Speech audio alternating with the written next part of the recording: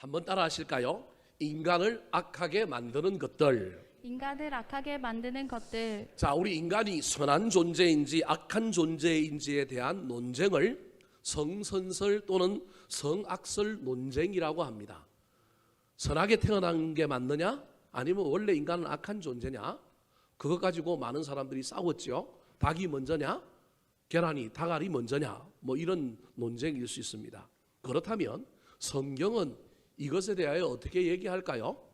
본질적으로 하나님은 우리 인간을 선하게 창조했는데 에덴 동산에서 아담과 하와가 선악과를 따먹고 범죄함으로 말미암아 우리 인간은 선이 먼저다 악이 먼저다 그게 중요한 게 아니라 지금 현재 우리 속에 선과 악이 공존하고 있다라는 것을 성경은 이야기합니다. 예수를 믿고 구원을 받았지만 심지어 목사인 저조차도 제 안에 선도 있지만 뭐가 있다고요? 악이 있는 거예요. 저도 목사이기 때문에 여러분 앞에 거룩하게 설교하고 또 이렇게 강대상에서 하나님의 말씀을 전하니까 저는 선만 있는 사람이고 거룩하고 고귀한 사람인 것처럼 보이지만 여러분이 우리 집 사람처럼 저하고 한번 살아보시기 바랍니다. 결코 선만 있는 것이 아니라는 걸 알게 될 겁니다. 저도 시기적으로 보면 어느 한순간에는 뚜껑이 열리고 야마가 돌아가고 18 연합이 올라오고 막 분노하고 폭발할 때가 분명히 있습니다. 왜냐하면 제 안에 아직도 성화가 되지 못하고 아직도 해결되지 않는 죄의 영향력, 하나님의 그 영광의 그 모습이 본질이 훼손되어진 상태로 회복되지 않는 죄가 제 안에 있기 때문에 그렇습니다. 그렇다고 해서 저를 이상하게 보고 저 사람 이중인격자 막 나쁜 인간 그렇게 보지 마시기 바랍니다. 기본적으로는 그래도 선하게 살려고 거룩하게 살려고 도덕적이고 윤리적으로 문제가 없게 살려고 가지만 우리 인간이 어느 한순간에 단면을 탁 놓고 보면 우리 안에 뭐가 있느냐 하면 죄가 있는 거예요. 그래서 우리는 자주 넘어지고 자주 자빠집니다.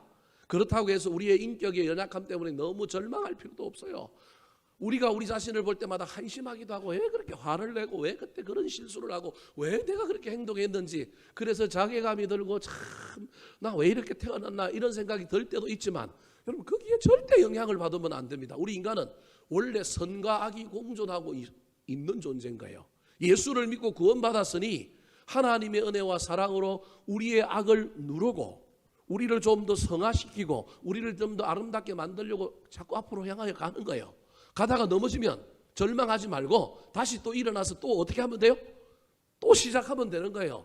예수를 안 믿거나 인간에 대한 이해가 없는 사람은 그 한 면만 보고 저 인간이 아이고 저래 갖고 어떠냐 이렇게 얘기하는 사람들이 있을 수 있지만 여러분 한 인간의 어떠한 존재적인 측면에서 보면 그 연약함에서 그 이후에 어떻게 행동하느냐가 그 인간의 존재를 드러내는 겁니다. 그래서 넘어지고 자빠지더라도 다시 일어나서 거룩을 향하여 달려가면 됩니다. 문제는 우리 속에 선이 있고 악이 있고 어떤 사람은 이 선과 악이 어떤 사람은 악이 많은 사람이 있을 수도 있고 선이 많은 사람도 있을 수 있지만 문제는 상황과 환경 속에 제도와 문화 속에 선보다는 악이 득세할 가능성이 훨씬 많은 거예요. 깊어지고 어떤 것을 향하여 치우치는 경향성은 선보다는 악이 훨씬 더 빠르고 깊다라는 걸 기억해야 합니다. 똑같은 조건 속에 저와 여러분을 놔둔다고 한다면 선한 쪽에 반응하는 것보다는 악한 쪽에 반응하는 것이 훨씬 더 빠르고 훨씬 더 그 깊이가 깊을 수 있다는 걸 늘 염두에 두어야 합니다. 그래서 성경은 우리 인간을 기본적으로 뭐라고 보느냐 하면 죄인이다 그렇게 보는 거예요. 근데 죄인인 상태로 있는 것이 아니라 죄인에서 하나님께서 우리를 어렵다 하심으로 부분적으로는 인격의 문제도 있고 부분적으로는 말의 문제도 있고 부분적으로는 여러 가지 행동의 문제도 있지만 그 하나님의 어려움을 입어서 제된 본성을 누르고 바꾸고 성화하여 아름다운 길로 걸어가는 것이 중요하다라는 거예요. 근데 그때 늘 조심해야 될 건 나는 선한 사람이 아니라 내 안에 뭐가 있다? 악이 있다, 문제가 있다, 죄가 있다 늘 기억해야 합니다. 여기서 이걸 기억하지 않으면 저와 여러분이 한순간에 악과 죄에 압도당하고 악이 우리를 집어삼킴으로 말미암아 나도 모르는 사이에 나는 어렵다고 생각하여 교만한 바람에 저와 여러분이 실수하고 실패할 수 있다는 것을 기억해야 합니다. 오늘 본문 말씀은 신약 성경에서 여우라고 하는 별명을 가졌을 정도로 교활했던 헤롯이라고 하는 왕과 구약의 악녀 이세벨을 가장 많이 닮아서 신약의 이세벨이라는 별명을 얻었던 헤로디아라고 하는 여인의 이야기입니다. 이 두 사람이 우리가 흔히 보기에는 이 두 사람이 그냥 처음부터 악하게 태어났고 악한 존재였다고 생각하지만 이 사람들이 결코 그런 사람들은 아니었는데 오늘 본문에 보면 그 당시 예수님 다음으로 가장 위대한 선지자, 예수님 다음으로 가장 거룩하고 고상하고 많은 사람들에게 추앙을 받던 지도자였던 세례 요한을 목베어 죽이는 악한 일을 시작합니다. 처음부터 악해서 그 일을 시작한 것이 아니라 그들도 그럴 정도로 악한 사람은 아니었는데 무엇인가가 기폭제가 되어서 어떤 일 때문에 그들 속에 악을 다스리지 못함으로 말미암아 악을 통제하지 못함으로 말미암아 그들이 악해져서 사람을 죽인 거예요. 특별히 오늘 본문에 보니까 생일 잔치인데 잔치는 해피엔딩으로 끝나야 되는데 그 잔치상에 피가 뚝뚝 떨어지고요, 목이 막 베어져 가지고 소반 접시 위에 올려져 있고 그런 엄청난 비극의 이야기가 오늘 본문에 등장하고 있는 것입니다. 그렇다면 왜 이 두 사람이 이러한 악행을 저지르며 이러한 악한 사람으로 그들의 인생을 변화시키게 되었을까요? 도대체 무엇이 이 두 사람으로 하여금 이런 악한 일을 하게 만들었을까요? 오늘 본문을 통하여 이 두 사람이 이런 악한 일을 행하도록 만들었던 그들의 삶에, 그들의 내면에 있었던 것을 살펴볼 때 은혜 받고, 혹시 이것이 우리 안에도 있지는 않은지, 우리 안에 있다고 할지라도 그것이 우리를 지배하거나 우리를 집어삼키지 않도록 잘 관리하고 통제하고 은혜와 성령으로 태워버림으로 말미암아 우리는 이들의 길을 걸어가는 것이 아니라 선하고 아름답고 거룩한 길, 다른 사람들을 행복하게 하는 길을 걸어가는 인생들이 되시기를 우리 구주 예수 그리스도의 이름으로 축원합니다. 자, 그렇다면 오늘 본문에 나오는 이 두 사람을 악하게 만든 것은 무엇일까요? 첫 번째입니다. 따라 하시겠습니다. 마음에 뿌리를 내리는 복수심. 마음에 뿌리를 내리는 복수심. 사람은 누구나 다 복수심이 있습니다. 여기 복수심이 한 번도 없었다는 사람 손 들어 보십시오. 그 사람 빨리 천국에 가야 됩니다. 예수님하고 하나님하고 살아야 됩니다. 인간인 이상 누구든지 나에게 해코지를 하거나 내 감정을 건드리거나 나를 힘들어하는 사람을 향하여 욱하여 우리 마음속에 뭘 품을 수 있느냐 하면 복수심을 품을 수 있습니다. 제가 옛날에 성격이 아주 더러운 놈이었거든요. 예수를 제대로 안 믿었다면 제가 지금 누군가에게 몇 번이나 복수했을 거예요. 손을 봐줬을 거예요. 근데 예수를 믿고 목사가 되다 보니까 어쩔 수 없이 성질을 죽이고 하나님의 말씀을 따르려고 살아도 인간이 이 모양이 지금. 그러니까 안 믿었으면, 주님을 제대로 모시지 않았으면 어떻게 됐을까요? 아마 피비린내 나는 복수를 몇 건 했을지도 몰라요. 사람은 누구나 다 어떤 마음을 가지고 있느냐 하면 갚아주고 싶은 마음, 손을 한번 봐주고 싶은 마음이 있어요. 문제는 그 마음이 우리 속에 들어왔다가도 빨리 그 마음을 해결해야 됩니다. 쫓아내야 됩니다. 근데 그 마음이 사라지지 않고 우리 가운데 뿌리를 내리게 되면, 그래서 그 마음이 우리 속에 한켠에 늘 잠재하고 있으면 이것이 사고를 쳐서 우리 인생을 악하게 만드는 거예요. 자, 오늘 본문에 나오는 헤롯 왕이라고 하는 사람을 1절에 보면 뭐라고 표현하고 있느냐 하면 분봉왕이라고 표현하고 있습니다. 분봉이라고 하는 말은 분수의 분자입니다. 나눌 분자예요. 나누어져 땅을 다스리게 한 왕, 그런 말입니다. 무슨 말이냐 하면 아기 예수님이 이 땅에 오셨을 때 그때 아기 예수님을 죽이려고 했던 왕의 이름이 뭐냐 하면 헤롯입니다. 여러분 오해하면 안 됩니다. 저 이집트의 모든 왕은 다 뭐라고 불렀느냐 하면 바로라고 불렀습니다. 블레셋의 모든 왕은 왕이 바뀌어도 그 왕을 향하여 부르는 칭호는 아비멜렉이었습니다. 예수님 당시에 이 나라를 다스리었던 팔레스타인을 다스리는 모든 왕들은 통칭하여 뭐라고 불렀느냐 하면 헤롯이라고 부른 거예요. 그러니까 성경에 나오는 헤롯이 여러 명 계속 나오니까 한 사람인 줄 아는데 한 사람이 아니고 오늘날 우리가 대통령을 향하여 각하라고 부르는 것처럼 이건 어떤 직책에 대한 호칭이라고 하는 걸 기억해야 합니다. 그래서 오늘 본문에 나오는 헤롯은 사실은 누구냐 하면 아기 예수님을 죽이려고 했던 헤롯, 그 헤롯을 우리는 대헤롯 그렇게 얘기합니다. 이 헤롯의 아들이에요. 그래서 이 아들의 이름은 원래는 헤롯 안디바, 세계사에서는 헤롯 안티바스라고 하는 사람인 거예요. 이름이 따로 있는데 그냥 헤롯이라고 부르는 거예요. 원래 그의 아버지 대헤롯은 힘도 세고 아주 능력이 좋아 출중해가지고 지금의 이스라엘 팔레스타인 땅을 전체적으로 다 통치하는 왕이었습니다. 로마에 돈을 많이 뇌물을 갖다 주고 자기는 유대인이 아님에도 불구하고 에돔 사람임에도 불구하고 이스라엘을 다스리는 왕이 되어서 큰 권력을 행사하며 중앙 집권적으로 나라를 다 다스렸는데 이 왕이 병들어 죽게 될 쯤 되어 로마도 그렇고 이 왕도 자기 사후의 세계를 보니 자기 아들들이 다 고만고만해서 한 놈이 나서 갖고 나라를 통째로 다스리려면 또 다른 동생들이 일어나서 서로 치고받고 싸울 것 같고 그 싸움 때문에 로마는 세계를 경영하는데 어려움이 있을 것 같으니까 이 대헤롯과 로마 정부가 서로 합작하여 그러지 말고 땅을 나누어 가지고 네 아들 4명에게 각각 땅을 다 나누어서 나라를 뭐하게 하자? 다스리게 하자. 그래서 땅을 나누는 거예요. 그래서 분봉왕이라고 하는 칭호를 주는 거예요.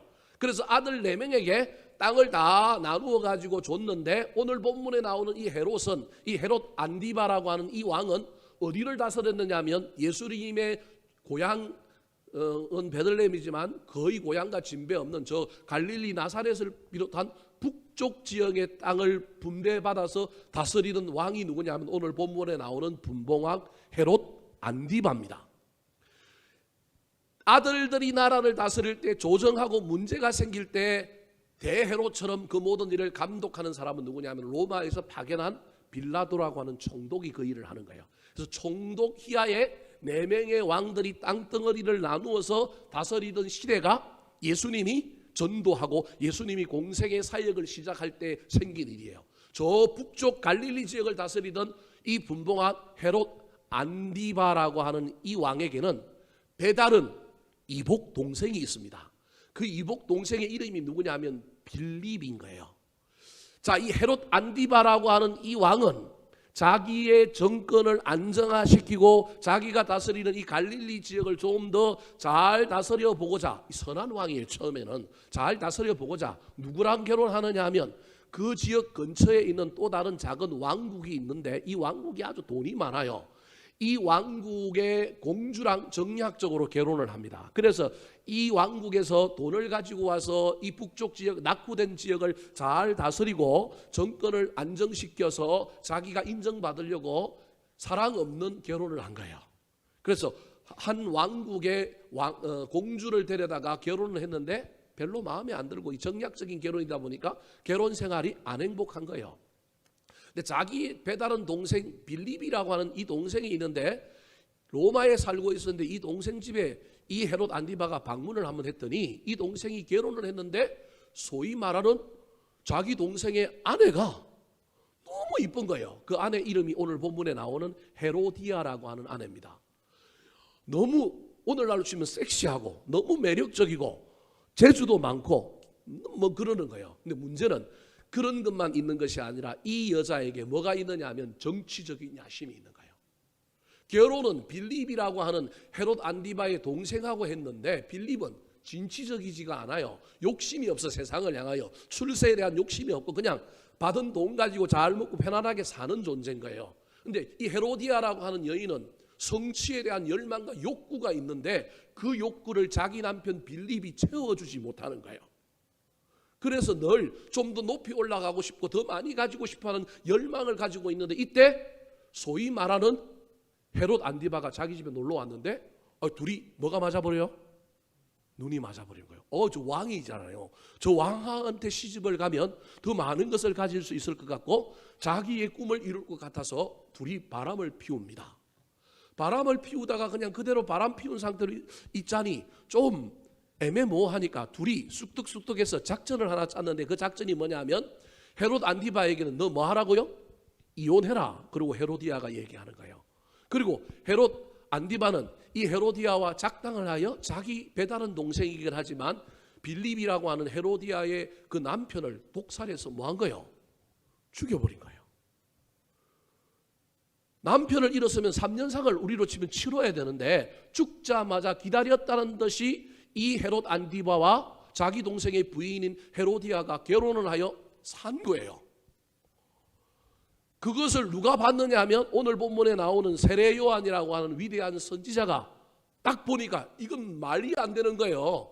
인륜적으로도 말이 안 될 뿐만 아니라 모세의 율법에 정말로 이거 하면 안 되는 이야기고, 한 나라의 한 지역의 지도자가 신앙의 모범이 돼야 되는데 모세의 율법을 지켜야 되는데 지키지 않으니까 거기에 대하여 직접 찾아가서 지적하고 건면하고 사람들에게도 왕이 저러면 안 된다고 여론을 만들고 압력을 넣으니까 이걸 견디다 못해서 이 헤로디아와 헤롯이 이 세례 요한을 잡아서 옥에 가둡니다. 자, 오늘 본문 3절 4절 말씀이 그 내용입니다. 같이 한번 읽어볼까요?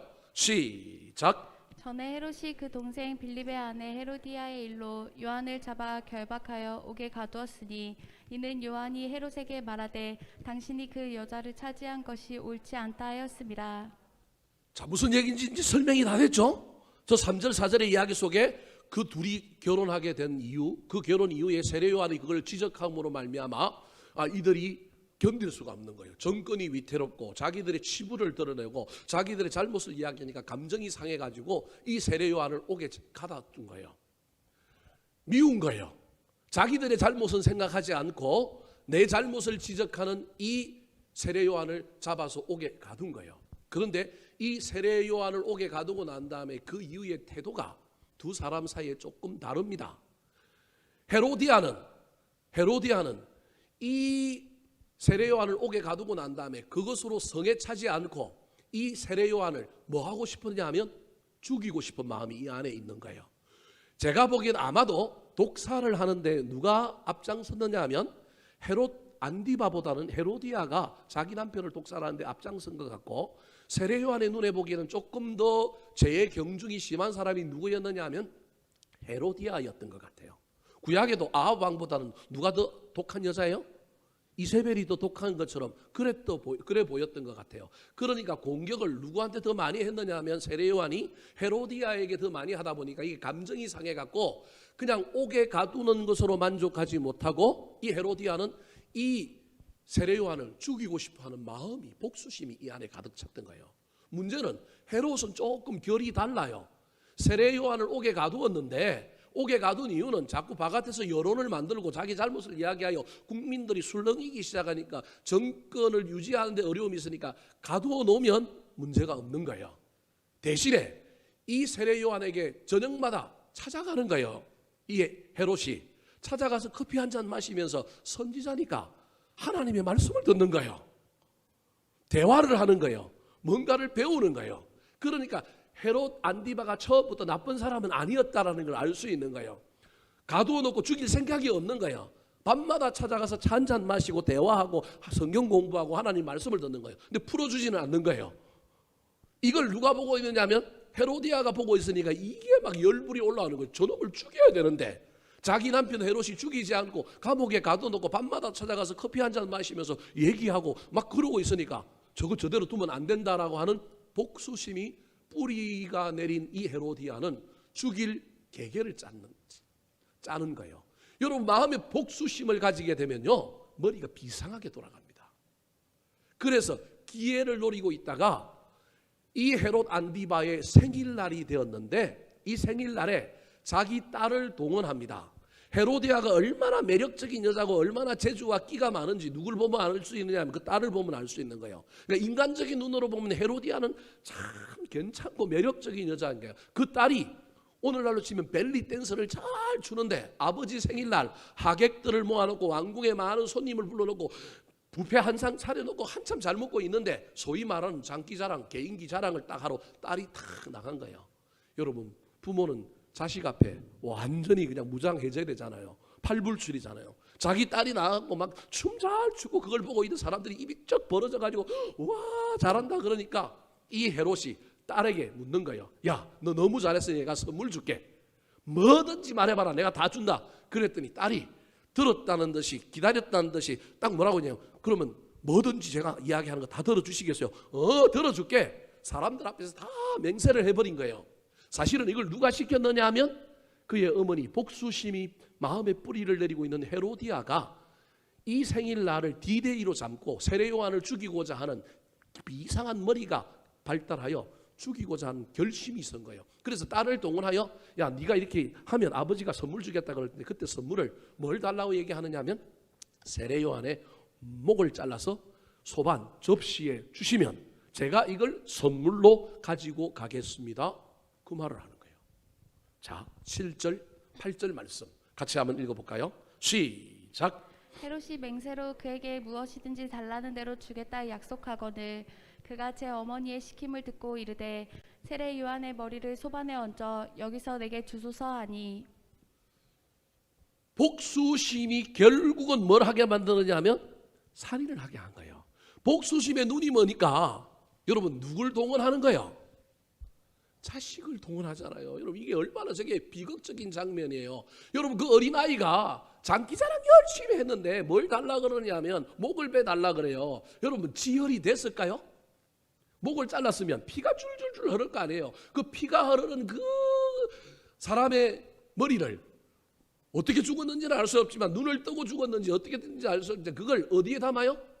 소반에 담아갖고 선물인 것처럼 이걸 가지고 그 어린아이가 엄마한테 갖고 엄마 나 선물 받아왔어. 그럼 상상을 한번 해보세요. 엄마가 복수심의 눈을 머니까 이 딸에게도 엄청난 트라우마를 사실은 가져다 주는 거예요. 성경은 그 이후에 이 딸이 미래가 어떻게 되는지는 설명하고 있지 않지만 제가 보기엔 이 딸이 그 엄마의 피를 물려받아서 그렇게 재능들이 많음에도 불구하고 저는 이 사건으로 인하여 이 어릴 때 기억으로 인하여 이 딸의 이름을 다른 성경에는 살로메라고 밝히고 있는데 이 딸이 인생을 망가뜨렸을 거예요. 어머니의 복수심 때문에 이 복수심이 세례 요한이라고 하는 한 사람도 죽게 만들 뿐만 아니라 자기 인생도 복수가 넘쳐가는 거예요. 더 나아가서 누구도 망치느냐면 자기 딸도 망치는 거예요. 더 나아가서 이 복수심이 위해 세례 요한을 죽였지만 세례 요한을 죽임으로 말미암아 민심이 흉흉해집니다. 민심이 흉흉해져 가지고 반역이 자주 일어나니까 이 헤롯 안디바는 누구에게 찍히느냐 하면 로마 정부에 찍히는 거예요. 나라를 안정적으로 다스려야 되는데 세례 요한을 죽임으로 말미암아 세례 요한을 추정하는 민심을 얻고 있던 사람들이 들고 일어나서 더다 유다 이런 사람들이 일어나서 막 폭동을 일으키니까 로마가 예의주시하고 있다가 저 아그리파 왕 되면 저 헤롯 안디바 왕 되면 안 돼. 그래서 나중에 이 갈릴리 지역을 누구에게 주느냐 하면 헤롯 아그리파라고 하는 또 다른 왕에게 주고요. 이 사람들을 쫓아버립니다. 저 로마 북부 지역인 고리라고 하는 지역으로 쫓아보내갖고 나중에 인생이 패가 망신하고요. 헤로디아는 나중에 누굴 버려버리냐면 이 헤롯 안디바를 버려버리고 또 자기 혼자 허를 날아가 버립니다. 복수심이 인생을 망가뜨린 거예요. 자신도 망가뜨리고 자기들이 그렇게 애지중지했던 정권도 빼앗기게 되고 더 나아가서 제가 보기엔 그 딸은 심각한 트라우마에 걸려가지고 그 인생을 망가뜨렸을 거예요. 사랑하는 성도 여러분, 저와 여러분이 세상 살다 보면 억울한 일을 당하고 너무 막 한이 서리면 우리도 복수하고 싶은 마음을 품게 됩니다. 오늘날 드라마가 전부 그 안에 뭐가 담겨 있어요? 복수가 담겨 있고 복수하면 우리는 그 드라마를 보면서 좋아가지고 막 뭐예요? 박수 치면서 속이 시원하다고 얘기하잖아요. 이게 세상의 문화란 말이에요. 최근에 1일 드라마 중에 미스 몬테크리스토인가라고 하는 드라마가 끝났는데 그 드라마 얘기도 뭐예요? 복수잖아요. 드라마가 요즘 이상해요. 죽었던 사람이 다 살아나고요. 뭐 별의별 일이 다 있어요. 일어날 수 없는 이야기들이 일어나고 다 복수를 다 해요. 그 문화에 살고 있으니 우리도 이 세상 속에서 나를 해코지하는 사람, 나에게 억울하게 하는 사람, 나를 힘들게 하는 사람 저거 갚아줘야지. 세상 사람들과 동일한 문화 속에서 우리도 그런 생각을 하는 거예요. 여러분 근데 성경은 우리에게 그러지 말라고 얘기한다니까요. 동의가 되기가 힘들죠. 우리도 한번 갚아주고 싶은데 적어도 예수를 믿는다고 한다면 저와 여러분이 구원받아서 주님을 주인으로 모시는 사람이라고 한다면 우리가 잠깐 복수심을 품을 수는 있지만 은혜로 하나님의 말씀으로 그 복수심은 몰아내고 그 복수심이 뿌리를 내리지 못하게 하고 복수는 누구에게 맡겨야 돼요? 하나님께 맡겨요. 내가 복수하면 또 다른 사고를 친다니까요. 또 나에게 복수할 사람을 또 만든다니까요. 근데 누구에게 맡기라고요? 하나님께 맡기라는 거예요. 로마서 12장 19절 말씀 같이 한번 읽어볼까요? 시작. 사랑하는 자들아 너희가 친히 원수를 갚지 말고 하나님의 진노하심에 맡기라.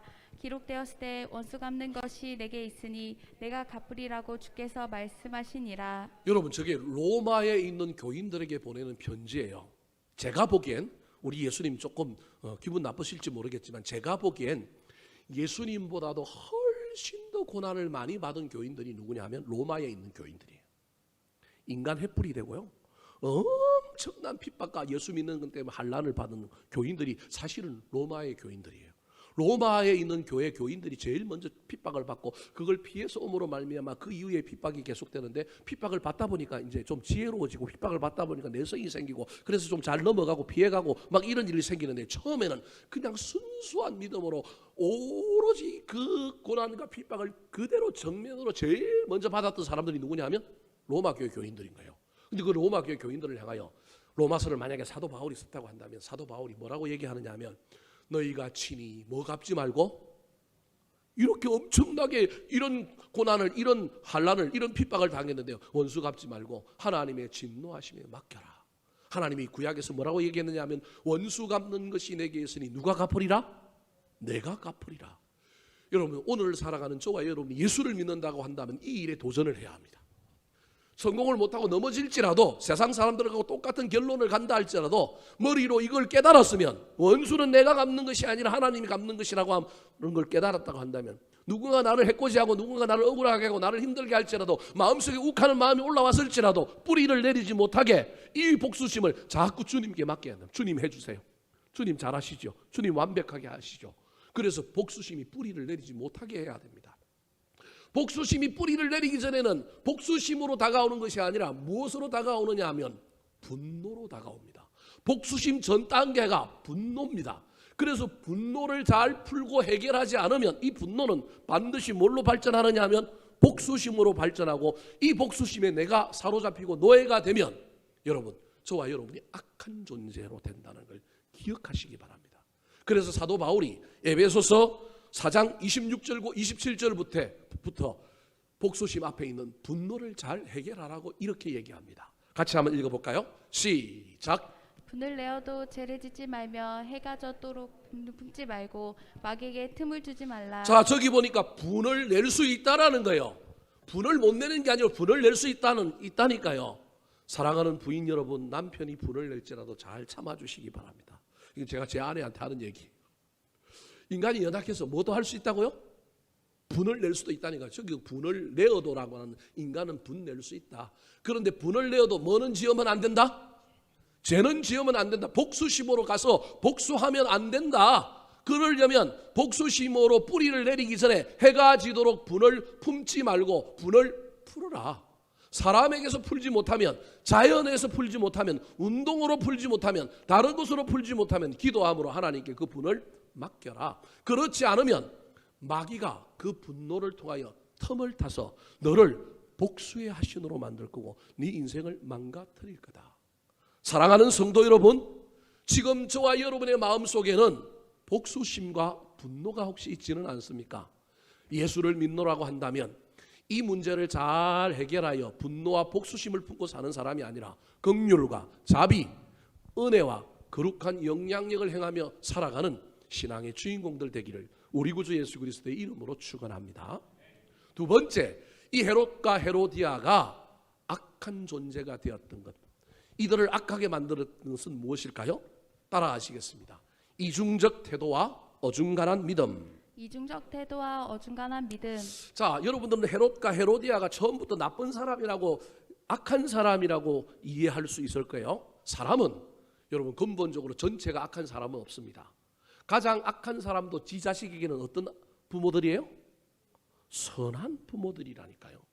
선한 사람도 이 안에 뭐가 있느냐 하면 악함이 있어서 한 번씩 욱하고 나올 때가 있다니까요. 제가 그래도 괜찮은 사람이에요. 근데 제 아내한테 물어보세요. 제가 그냥 계속해서 선한 사람으로 있을까요? 한 번씩 이렇게 툭툭 튀어나올까요? 안 튀어나올까요? 설교하고 막 하나님 말씀을 전하니까 제가 거룩한 사람인 것처럼 보이지만 저하고 한번 살아보세요. 제 안에도 뭐가 있을까요? 이 악함이 있다니까요. 제가 지금 무슨 얘기를 하려고 이 얘기를 하고 있느냐 하면, 저와 여러분이 그냥 단정지어서 생각하는 처럼 헤롯은 나쁜 놈, 헤로디아는 악한 이세벨, 아니라니까요. 이 사람들이 적어도 유대인들의 왕이 되었다고 한다면 이들도 에돔 족속이기 때문에 거슬러 올라가면 아브라함의 우선이고 거슬러 올라가면 이들도 뭘 아느냐면 율법을 지키는 사람이 오늘날 치면 신앙인이라니까요. 근데 신앙인인데 이들의 신앙이 어디에 있는 신앙이냐 하면 회색 지대에 중간 지대에 있는 신앙이라는 거예요. 제대로 믿는 신앙이 아니라 어중간하게 양쪽 다 보는 거예요. 하나님도 보고 세상도 보고 중간에 어중간하게 있는 거예요. 여러분 중간에 어중간하게 있으면 위기가 찾아오고 문제가 찾아오면 중간에 있는 것은 선으로 가기보다는 어디로 갈 가능성이 많다고요? 악으로 갈 가능성이 많다니까요. 제가 아까 얘기했잖아요. 저와 여러분이 선과 악이 공존하는 인간인데 위기가 찾아오고 문제가 생기면 우리 속에 선함이 나타나기보다는 뭐가 나타날 가능성이 많으냐 하면 악이 나올 가능성이 많은 거예요. 특별히 신앙의 영역에서 저와 여러분이 예수를 믿노라고 한다면 이 악 믿을 거면 제대로 믿어야 되는데 어중간하게 믿고 있으면 이 어중간함이 나중에 어디로 가느냐 하면 악으로 갈 가능성이 있다라는 거예요. 오늘 본문에 헤로디아의 시킴을 받은 딸 살로메가 이 헤롯에게 뭐라고 얘기했냐면 세례 요한의 목을 쳐서 이 소반에 주십시오. 그럼 내가 엄마에게 가지고 가겠습니다. 이럴 때 여러분 헤롯의 반응이 뭘까요? 자, 헤롯 9절입니다. 같이 한번 읽어볼까요? 9절 시작. 왕이 근심하나 자기가 맹세한 것과 그 함께 앉은 사람들 때문에 주라 명하고. 자, 저 근심이 중간에 있는 상태예요. 그런데 그 근심하던 이 왕 헤롯이 나중에는 뭐라고 얘기해요? 주라 그러잖아요. 이게 악으로 간 모습이란 말이에요. 처음부터 악하지 않다니까요. 근심하는 거예요. 이 근심 속에서 이 중간에서 애매모호한 상태에서 양쪽 다를 만족시키려고 하다가 나중에 어쩔 수 없이 선택해야 되니까 어디로 가느냐 하면 악한 쪽으로 가는 거예요. 다른 성경에 오늘 본문의 이야기를 다루고 있는데 여러분 마가복음 6장 19절과 20절에 보면 이 헤롯이 악한 왕이 악한 사람이 아니었다는 걸 보여줍니다. 자, 같이 한번 읽어볼까요? 시작. 헤로디아가 요한을 원수로 여겨 죽이고자 하였으되 하지 못한 것은 헤롯이 요한을 의롭고 거룩한 사람으로 알고 두려워하여 보호하며 또 그의 말을 들을 때에 크게 번민을 하면서도 달갑게 들음이로라. 자, 19절에 보면 헤로디아는 분노가 복수심으로 발전하여 복수심이 뿌리를 내리고 있는 상태예요. 근데 헤롯은 그런 사람이 아니란 말이에요. 헤롯은 보십시오. 20절에 보니까 요한을 어떤 사람으로 알아요? 어렵고 거룩한 사람으로 알고 뭐예요? 두려워하는 거예요. 존경심이 있는 거예요. 저 두려우면 존경심이 있어서 뭐 하는 거예요? 보호하려고 하는 거예요. 그래서 밤마다 찾아가가지고 커피 한 잔 마시면서 그에게 하나님의 말씀을 듣는 거예요. 하나님의 말씀을 들으니 세례 요한이 하나님 말씀을 통해 너 회개하라 그러고 너 막 그렇게 살면 큰일 난다 그러는 거예요. 그래서 말씀이 자꾸 찔러니까 그 마음속에 뭐가 있어요? 번민이 있는 거예요. 그런데 결단을 못한 거예요. 이게 번민이 중간에 있는 상태인 거예요. 번민이. 그러면서도 죄인인 세례 요한이 감옥에서 하는 말을 계속하여 달갑게 듣는 거예요. 이 모습을 헤로디아가 보고 있다가 못 보는 거예요. 즉 헤로디아는 복수심이 뿌리를 내린 여자요. 헤롯은 번민과 근심 속에서 중간에 어정쩡한 상태에 있는 사람인 거예요. 사랑하는 성도 여러분, 지금 저와 여러분의 신앙은 어떤 상태입니까? 자식들을 향하여 헌신하려면 어정쩡하게 하지 말고 이왕할 것 제대로 하시기 바랍니다. 예수를 믿어도 어정쩡하게 중간에 있지 말고 제대로 믿으시기 바랍니다. 그러면 코로나가 오고 인생의 문제가 와도 저와 여러분이 명확하게 노선을 선택할 수 있는데 어중간한 데 있으면 폭풍이 오고 비바람이 불면 헷가닥해서 선한 쪽으로 하나님 쪽으로 가기보다는 어디로 간다고요? 악한 쪽으로 가는 거예요. 예수님의 제자 중에 가룟 유다가 어중간한 신앙, 어중간한 믿음의 대표인 거예요. 예수님을 따르면 제대로 따라야 되는데 목숨까지도 내놓고 따라야 되는데 여러분 그는 이미 증거 회색지대에 근심하고 번민하는 사람의 대표가 누구냐면 가룟 유다인 거예요. 그래서 여러분 예수님의 장사를 준비하기 위하여 옥합을 깨트린 여인이 막 그 고급 향수를 깨트려 가지고 예수님의 머리에 바르고 막 발을 씻겨줄 때 뭐라고 얘기해요? 아니 어찌 이 값비싼 걸 깨트려 갖고 낭비하고 허비하느냐. 이걸 가지고 가난한 사람 구제해 줬으면 얼마나 많은 사람을 먹이는데. 얘기를 들어보면 기가 막힌 얘기 같지만 그 안에 이미 뭐가 있느냐 하면 근심과 번민이 있는 거예요. 여러분 빌라도 예수님을 신문했을 때 조사해보니까 죄가 있어요, 없어요? 없어요. 죄가 없으면 어떻게 해야 돼요? 석방을 해야 되죠. 근데 석방을 안 하는 게 이게 중간에 있는 사람인 거예요. 석방을 안 하고 죄가 없다고 그러면서 예수 그리스도를 십자가에 내어주면서 나는 뭐 없다고요? 죄 없다 그러면서 뭐 해요? 물에다가 손을 씻잖아요. 지가 손 씻는다고 지 인생의 모든 미래의 문제가 해결돼요? 그 이후로 빌라도는 오늘날 개신교인들이 예배를 드릴 때마다 뭘 해요? 사도신경을 하는데 그때마다 누가 등장해요? 빌라도 이 죽일 놈, 이 나쁜 놈, 우리 주님을 십자가에 내준 놈이라고 수많은 사람들이 시공간을 초월하여 오늘날 빌라도에게 빌라도 이름을 떠올리잖아요. 머리로는 아는데 그의 신앙이 중간에 회색지대에 있기 때문에 선택을 못하는 겁니다. 사랑하는 성도 여러분, 엉거주춤한 신앙 문제가 있습니다. 이왕 믿는 거라면 저와 여러분이 중간에 있는 자가 아니라 선택하여 헌신하시고 올인하시고 전적으로 그 길을 향하여 달려감으로 말미암아 하나님께서 갚아주시고 하나님께서 책임져 주시고 선택함으로 일순간 손해가 된다 할지라도 역전시켜 주시고 반전시켜 주시는 놀라운 하나님의 은혜를 경험하는 저와 여러분 되기를 우리 구주 예수 그리스도의 이름으로 축원합니다. 마지막으로 이 헤롯과 헤로디아를 악하게 만든 것은 무엇일까요? 따라 하시겠습니다. 잘못된 체면과 완고한 자존심. 잘못된 체면과 완고한 자존심.